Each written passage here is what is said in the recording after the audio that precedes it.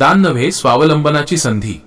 निराधार महिलेला शेळी व करड्यांची भेट, तर 2 मुलींचे स्वीकारले शैक्षणिक पालकत्व. जिंतूर समाजातील वंचित, निराधार आणि गरजू कुटुंबांना स्वावलंबी बनविण्याच्या उदात्त हेतूने कार्यरत असलेल्या homoeopathic academy of research and charities HARC परभणीच्या वतीने एक अतिशय प्रेरणादायी उपक्रम राबवण्यात आला आहे.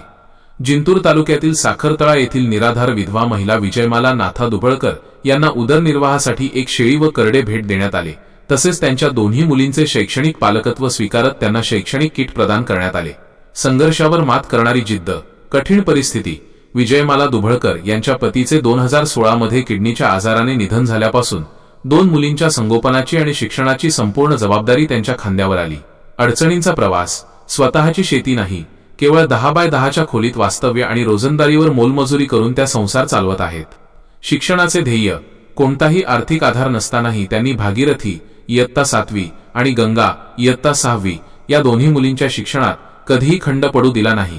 प्रेरणादायी पुढाकार. पुंगळा येथील शिक्षक प्रकाश डुबे यांनी या कुटुंबाची हलाखीची स्थिती जवळून अनुभवून HARC संस्थेकडे शेळी पालनासाठी मदतीची विनंती केली, ज्यास संस्थेने तातडीने सकारात्मक प्रतिसाद दिला. लोकसहभागातून दातृत्व.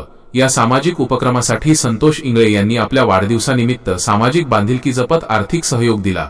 तसेच सत्यंजय हर्षे, डॉक्टर अमर लढ्ढा, शिवाजी महाविद्यालयाचे उपप्राचार्य डॉक्टर श्रीनिवास केशट्टी, सुनील धामणगावकर व मनीषा धामणगावकर यांनीही मोलाचे आर्थिक सहकार्य केले.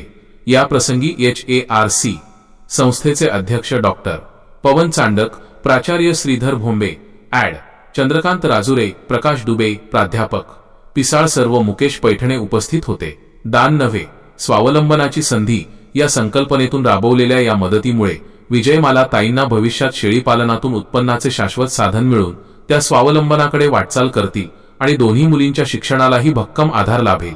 K1 न्यूज महाराष्ट्र परभणी प्रतिनिधी रामप्रसाद कंठाळे.